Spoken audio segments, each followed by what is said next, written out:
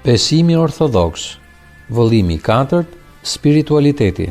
Një manual elementar i kishës orthodokse nga protopresbiter Thomas Hopko.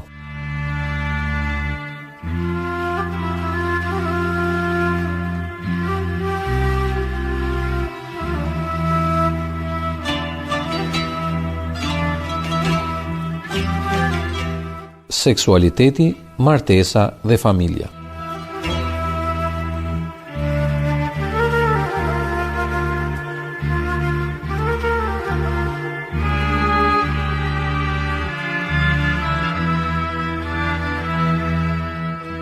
Familja.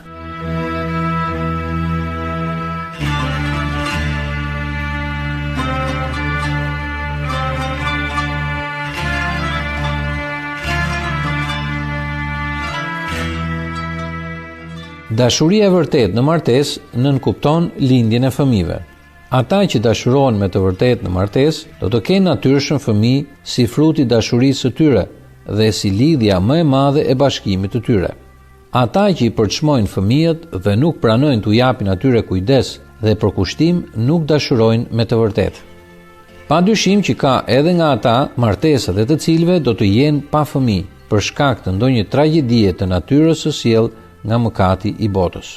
Në martesat të tilla mund të ekzistojë dashuria e vërtetë, por përkushtimi ndërsjellë në shërbimin e Perëndisë dhe njeriu do të marrë forma të tjera, ose në adoptimin e fëmijëve, ose në shërbime të tjera të mira për të tjerët. Martesa pa fëmijë, qoftë nga zgjedhja e vullnetshme ose nga tragjedia natyrale që rezulton në rati dashje, nuk është një bashkim shpirtëror. Kontrolli vullnetar i lindjes në martesë është i lejueshëm vetëm sipas thelbit të jetës shpirtërore. Kur lindja e një fëmije do të sjellë rrezik dhe mundim. Ata që jetojnë jetën shpirtërore do të vinë në vendimin e moslindjes së fëmijëve vetëm me hidhërim dhe do ta bëjnë kështu para Perëndisë me lutje për drejtim dhe mëshirë. Nuk mund të jetë një vendim i marrë lehtë ose për arsye vetë rehatie. Sipas mësimit të përbashkët të kishës orthodokse, kur merret një vendim i tillë para Perëndisë, mjetet e implementimit janë arbitrare. Nuk ka në opinionin ortodoks mjetet e kontrollit të lindjes që janë më të mira se të tjerat. Të gjitha mjetet janë një lloj të trishtueshme dhe të dhimbshme për ata që duan me të vërtetë, sepse martesa krishterë është ajo që ka fëmijë sa më shumë që të jetë e mundur. Aborti i një fëmije të pa lindur është absolutisht i dënuar në kishën ortodokse. Aborti klinik nuk është një mjet për kontrollin e lindjes dhe ata që e praktikojnë atë, për çfarëdo arsye, si praktikuesit, ashtu dhe ata që e kërkojnë atë, dënohen sipas ligjit kanonik të kishës me dënim për vrasje. Në raste të skajshme, sikur nëna do të vdes me siguri nëse ajo do të lindë fëmijë, vendimi për jetën ose vdekjen e fëmijës duhet të merret vetëm nga nëna, në konsultim me familjen dhe drejtuesit e saj shpirtëror. Çfarëdo qoftë vendimi, lutjet e pandërprera për drejtimin dhe mëshirën e Perëndisë duhet të jetë baza e tij. Sipas besimit ortodoks, një nën që jep jetën për fëmijën e saj është një shenjtore që me siguri do të lavdërohet madhërisht nga Perëndia, sepse nuk ka ndonjë akt më të madh dashurie se sa të japësh jetën tënde që një tjetër të mund të rrojë.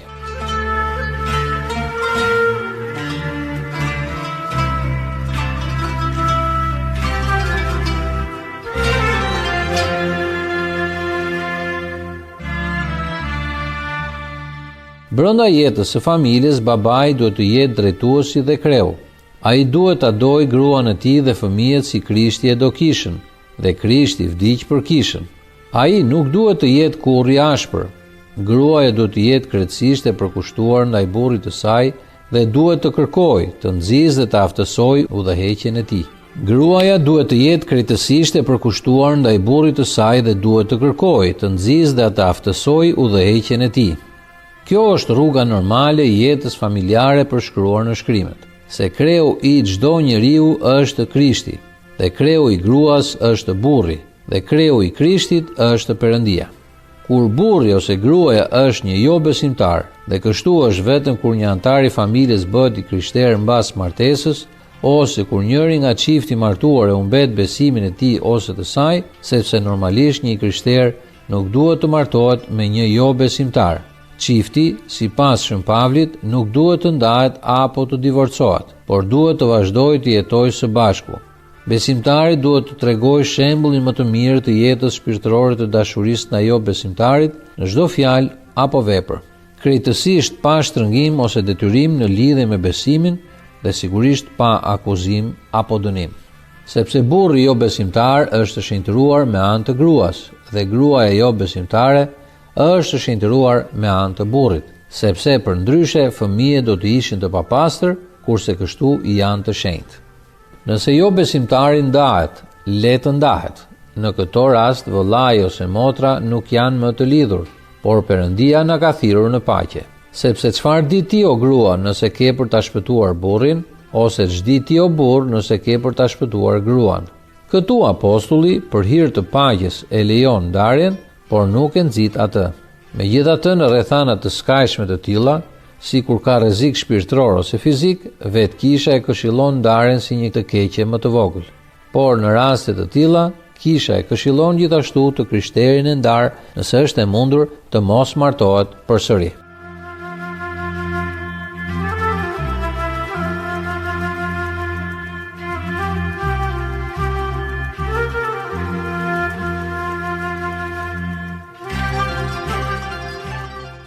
Martesat e dyta, edhe për ata që kanë mbetur të ve, lejohen dhe bekohen nga kisha pa dënimin e çkishërimit, vetëm në teori, në ato raste kur martesa e re ka mundësinë e të qenurit e shenjtë dhe e pastër. Brenda familjes, jeta shpirtërore e dashurisë duhet të kërkohet dhe jetohet sa më e plotë që të jetë e mundur.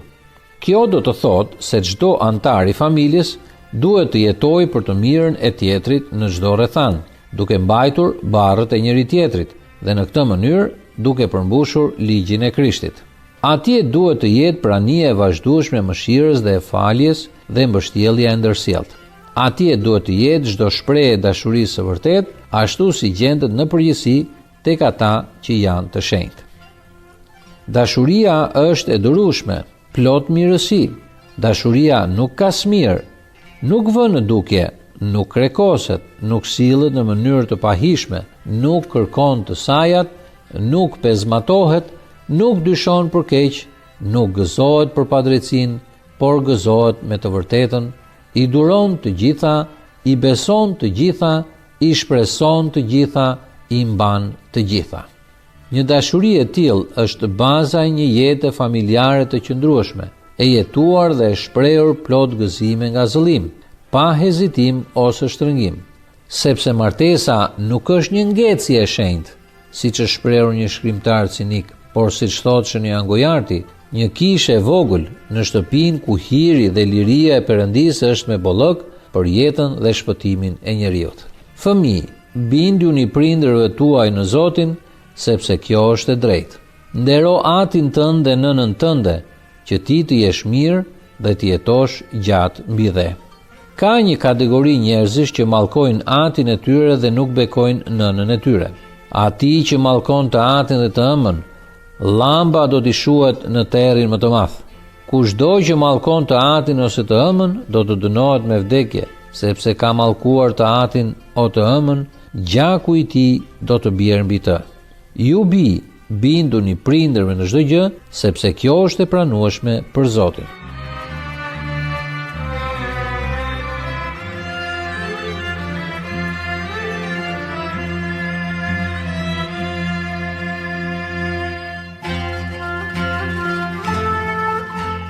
Shënia Gojarti thotë se ata që nuk mund të nderojnë, duan dhe respektojnë prindrit e tyre, sigurisht nuk mund të shërbejnë Perëndisë, sepse ai është Ati të gjithave.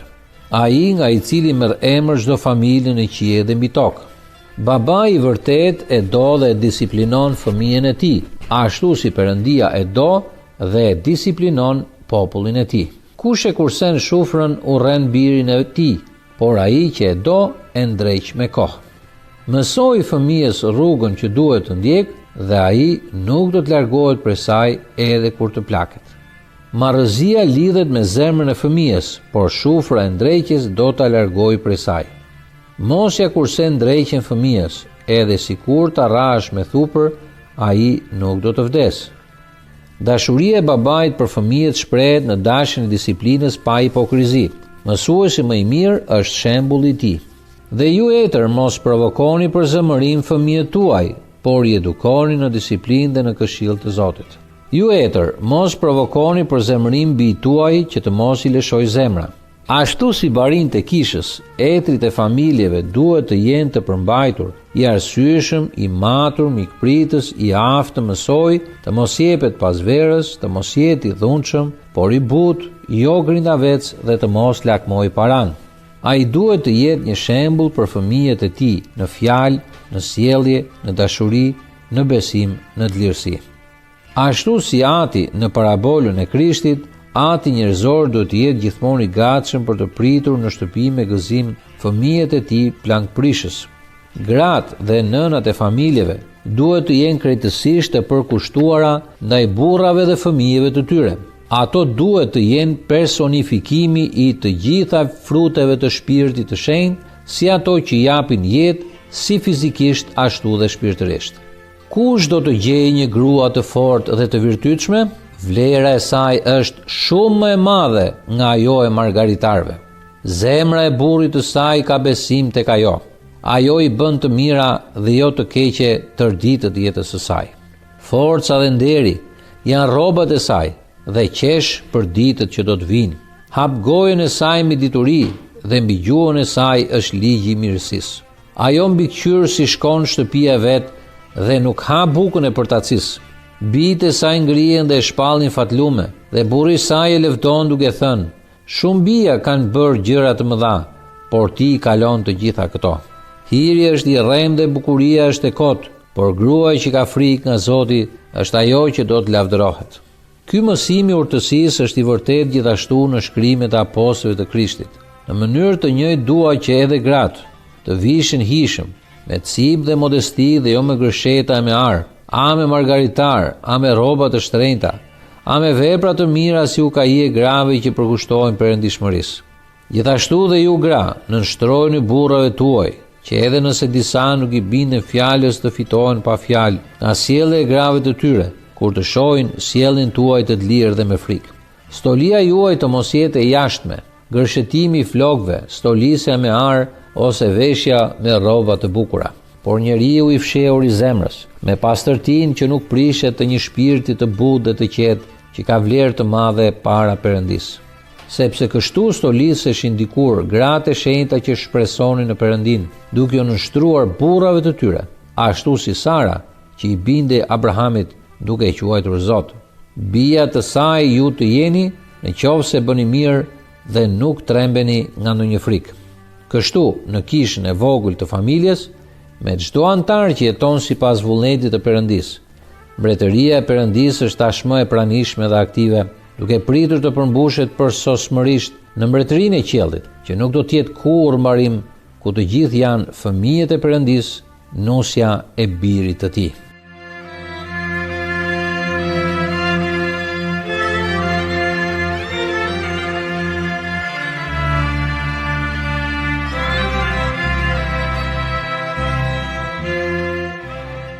Dëgjuat: besimi orthodoks, vëllimi i katërt, spiritualiteti, një manual elementar i kishës orthodokse nga protopresbiter Thomas Hopko.